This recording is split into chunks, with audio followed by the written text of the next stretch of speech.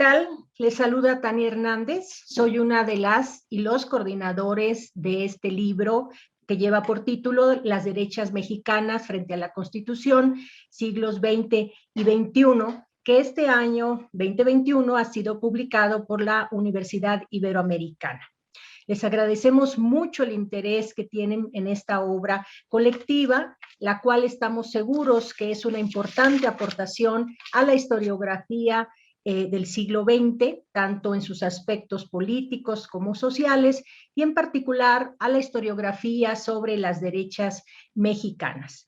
El libro es producto de las investigaciones y de los trabajos que venimos desarrollando a lo largo de varios años en el Seminario Permanente sobre las Derechas en México, y en particular del intercambio académico que tuvimos en el año 2017, justo a propósito de las conmemoraciones de los 100 años de la Constitución de 1917. El libro está integrado por tres secciones. La primera sección lleva por título Las derechas ante el Estado laico. La segunda aborda los temas de las derechas frente a los proyectos culturales y educativos del Estado mexicano. Y la tercera parte se refiere a las derechas en los debates agrario, electoral y laboral. Estamos seguros, quienes participamos en esta obra, que el contenido del libro va a ser muy importante tanto para especialistas interesados en el siglo XX mexicano y en los años recientes del presente siglo, así como para un amplio público. Los textos, si bien están elaborados con un carácter académico riguroso, de alguna manera también es posible, digamos, difundir su contenido a un público mucho más amplio que está interesado en el debate, como decía hace un momento, político y social. Cada una de estas secciones tiene una integración particular, de la cual nos van a hablar nuestros queridos colegas y co-coordinadores de esta obra. Y voy a dar ahora la palabra a Camila Ramírez, que nos va a presentar la sección sobre las derechas frente o ante el Estado laico. Camila. Gracias, Tania. En efecto, mi nombre es Laura Camila Ramírez, soy académica de tiempo del Departamento de Historia de la Universidad Iberoamericana y me correspondió en este libro coordinar el módulo dedicado a Estado laico. Lo que nos proponemos en este espacio de nuestra publicación es trabajar con 5 artículos que buscaban explorar las facetas distintas de la relación entre la política y la religión de cara a la Constitución de 1917. El Estado laico sin duda representó un marco de referencia importantísimo, un factor de reacción, de cuestionamiento puntual para los actores más conservadores de la vida sociopolítica de México en la primera mitad del siglo XX. Muchos de ellos sin duda asumen una posición frente al momento posrevolucionario de la Constitución, y lo que buscó este módulo fue justamente abordar esas reacciones desde el debate sobre la laicidad del Estado. ¿Qué discursos y significados construyeron las derechas frente a ese Estado laico? ¿Qué acciones políticas suscitaron? ¿Qué acontecimientos redefinieron o reforzaron sus posturas frente a ese Estado laico? ¿Cómo se proyectaron a partir del 17 las derechas respecto a la laicidad del Estado?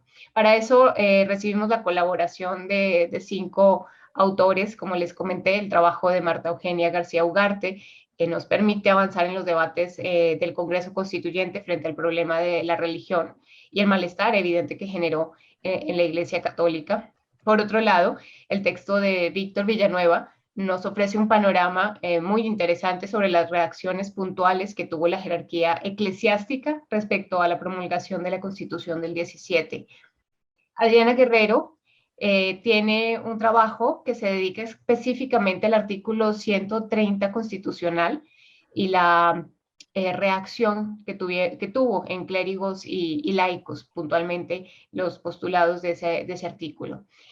El trabajo de Marisol López expone en particular y analiza el discurso político de la Liga Nacional Defensora de la Libertad Religiosa ante la ejecución del sacerdote jesuita Miguel Agustín Pro el 23 de noviembre de 1927. Y a partir de esa coyuntura empieza a tejer un poco estas reacciones puntuales de ciertos sectores políticos religiosos en México, conservadores, respecto a la Constitución del 17.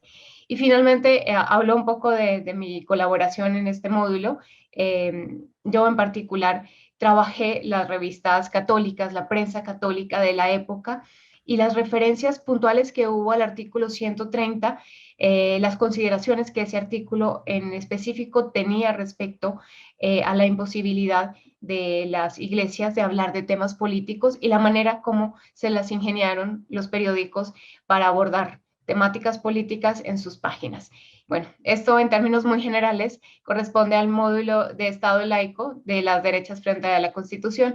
Le cedo la palabra ahora al doctor César Valdés. Muchas gracias, Camila. Mi nombre es César Valdés, soy investigador de la Dirección de Estudios Históricos del INAH y pues me tocó a mí coordinar el segundo bloque de trabajos titulado Las derechas frente a los proyectos culturales y educativos del Estado mexicano, ¿no? Que es, creo yo, uno de los asuntos centrales y medulares durante principios del siglo XX, no nada más en México, sino en la mayor parte del mundo.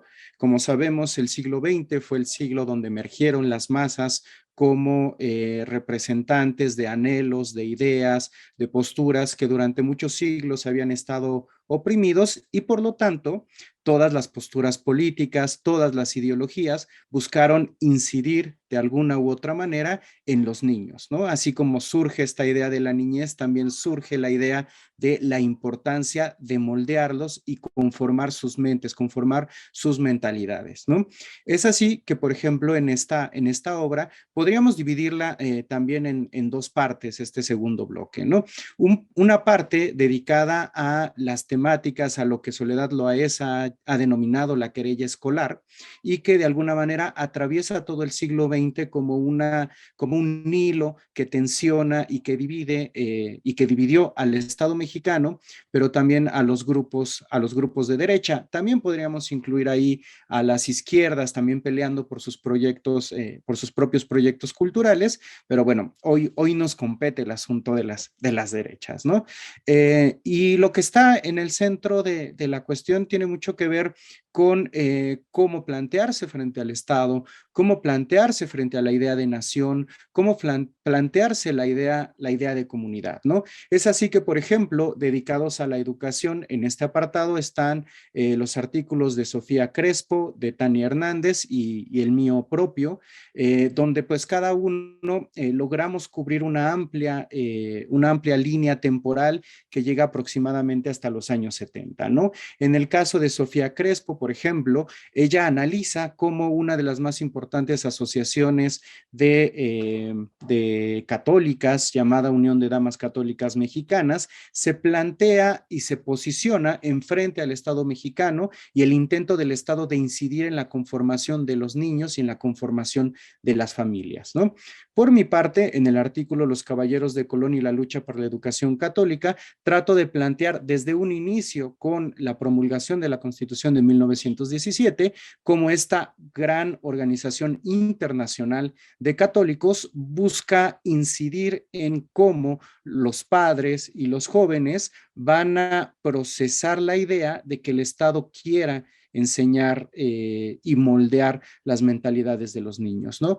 Es muy interesante que siempre la niñez en estos momentos se encuentra en el centro de la disputa. Y por otro lado, respecto a este asunto de la educación, está el artículo de Tania Hernández Vicencio, titulado Partido Acción Nacional en el debate por la educación, donde, bueno, hace un análisis de los planteamientos principales del Partido Acción Nacional en torno al tema educativo. Y bueno, aquí ya tenemos un momento donde ya no tenemos unas organizaciones que planteen, digamos, el combate de calle, sino que lo plantean por las vías institucionales, ¿no? Lo cual también nos marca una diferenciación a lo largo del siglo XX. Y tenemos la otra parte de este bloque, que es la parte que aborda las cuestiones culturales, ¿no? Entonces, por ese lado tenemos el texto de Gabriela Díaz Patiño, una aproximación a la narrativa poética, a la narrativa y la poética de la derecha mexicana en el contexto constitucionalista de 1917, que es un artículo muy interesante porque lo que hace Gabriela es rescatar autores, rescatar escritores que la avasalladora maquinaria cultural de la Revolución Mexicana comienza a marginar por los posicionamientos y por los postulados de sus textos. Entonces, de alguna manera, es un buen artículo que nos permite mirar esa otra literatura que no fue incluida en el canon de la literatura mexicana y mucho menos dentro del canon de la literatura revolucionaria, ¿no? Y por último, me gustaría mencionar el artículo de Rodrigo Ruiz Velasco, que se titula José Vasconcelos visto a derechas, una crítica a la Constitución de 1917 y a la persecución religiosa. Este artículo también es muy interesante porque la historiografía mexicana y la historia nacional han siempre posicionado a José Vasconcelos como el gran apóstol de la educación mexicana y como el constructor de todo un sistema educativo. Y la propia historia construida desde el Estado lo fue marginando conforme el propio Vasconcelos fue radicalizando su posicionamiento político y se fue alineando cada vez más hacia las derechas. Quizá el punto de quiebre sea 1929, pero el artículo de Rodrigo, ubicado entre 35 y 39, también nos habla de un Vasconcelos que está ahí inmerso en las discusiones acerca de lo que está sucediendo en España, está influido por cómo se están comenzando a ordenar la Europa, el surgimiento del nacionalsocialismo, el surgimiento del fascismo, y pues bueno, tenemos a este hombre ya marginado por completo de la política y que aprovecha también este espacio para poder enunciar toda una serie de críticas a la Revolución Mexicana, ¿no? Y y a sus consecuencias. Quizá para él la más sangrienta, la persecución religiosa de los años 20, ¿no? Entonces, bueno, muchas gracias por el interés. Espero que estén disfrutando de la feria. Y ahora le voy a pasar la palabra a nuestro compañero Austreberto Martínez, quien fue el coordinador del último bloque de este libro. Muchísimas gracias. Muchas gracias, César. Soy Austreberto Martínez Villegas. Soy profesor de la Universidad Panamericana y de la Universidad Anáhuac. Y efectivamente, yo me encargo de la última parte del libro titulada Las derechas en los debates agrario, electoral y laboral. Es un tema aparentemente muy heterogéneo, pero que efectivamente pues se relaciona con distintos artículos de esta Constitución de 1917. Muchas veces estamos acostumbrados a centrar el debate precisamente en temas como el educativo, como el relacionado al Estado laico, pero pues desde luego los distintos sectores de la derecha, tanto de la derecha católica como de la secular, pues también tienen ciertos referentes, tienen ciertos puntos de partida, cuestionando muchos de los postulados constitucionales referidos precisamente a todos estos sectores. En este caso se trata de 3 capítulos. El primero de ellos, el de Fabiana Costa Rico, titulado Los ideales agrarios de la derecha de los pobres, una revisión histórica del sinarquismo, nos habla sobre el debate que tuvo la Unión Nacional Sinarquista como organización nacionalista católica anticomunista frente a los postulados del artículo 27 y muy concretamente cuestionando el tema del reparto agrario, del ejido. El sinarquismo desde sus inicios siempre postula esta idea de la pequeña propiedad frente al reparto agrario cardenista, centrado sobre todo en la figura del ejido. Destaca también esta parte de cómo los sinarquistas veían esta idea del ejido como el primer paso hacia un Estado comunista, un poco en esta vertiente de interpretación del cardenismo como un régimen prácticamente de izquierda radical incluso para los propios sinarquistas. Y pues bueno, Fabiana Costa nos ofrece también una continuidad histórica porque después de reflexionar acerca de los primeros pasos del sinarquismo en este debate sobre la cuestión agraria, también pasa a hablar de cómo en los años 80, justo cuando el sinarquismo reaparece en la escena política electoral con el Partido Demócrata Mexicano, también se conforma una organización denominada Unión Nacional de Trabajadores del Campo, que pretende tratar de rescatar algunas de las inquietudes, algunos de los problemas principales del campesinado mexicano ya en los años 80, pero que a final de cuentas pues no va a tener la continuidad suficiente y cuando el PDM pierde su registro en 1997, pues también esta Unión Nacional de Trabajadores del Campo quedará, si no desaparecerá, quedará así muy disminuida. El otro capítulo, que es el de mi autoría, habla sobre las leyes electorales.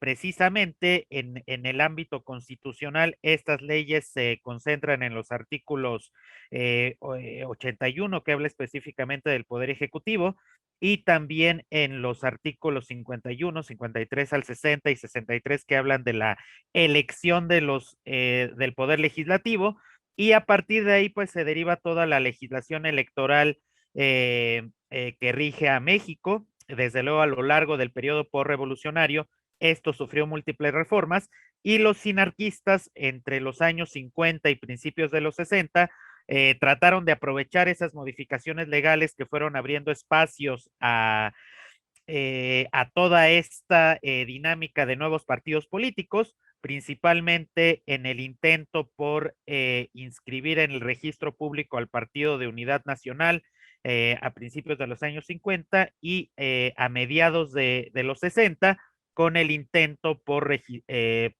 renovar el registro del Partido Nacionalista Mexicano integrándose a las distintas facciones del mismo. Así es que no todo fue oposición de parte de las derechas a la Constitución, también hubo momentos en los cuales trató de aprovechar los resquicios de participación política que el sistema podía ofrecer. Finalmente, el último capítulo, que es el de Saúl Escobar, titulado El invierno de los trabajadores, aborda desde una perspectiva más partiendo de un contexto internacional que es el auge del neoliberalismo, el auge del llamado consenso de Washington, pues hace una reflexión sobre las distintas reformas en materia laboral, que sufrió en los años recientes, sobre todo en los gobiernos panistas, la Ley Federal del Trabajo, en un sentido de la llamada flexibilización del trabajo, aborda pues las distintas vertientes de la llamada ficción contractual, las aristas que aborda en materia de pues inclusive de poner en riesgo los logros del artículo 123 y pues bueno, toda una serie de reflexiones bastante interesantes sobre pues la influencia de este enfoque neoliberal en estas leyes laborales en las últimas décadas. Pues bueno, finalmente quiero invitarlos a leer el libro, a adquirirlo en esta feria internacional y también pueden adquirirlo en línea en la página https:// en línea.uia.mx / librería virtual / y también si les interesa adquirirlo en físico pueden contactar al correo ventas.publica@ibero.mx. Es una lectura que es muy importante adquirir, no se arrepentirán de su lectura porque estos aportes de la reflexión sobre la interacción y las reacciones que la derecha ha tenido frente a la Constitución constituyen desde luego una de los actores que no son tan conocidos, que han sido poco abordados en la historiografía y que representan finalmente un actor que en muchos casos ha resultado decisivo para el desarrollo de la historia contemporánea de México. Muchas gracias por su atención.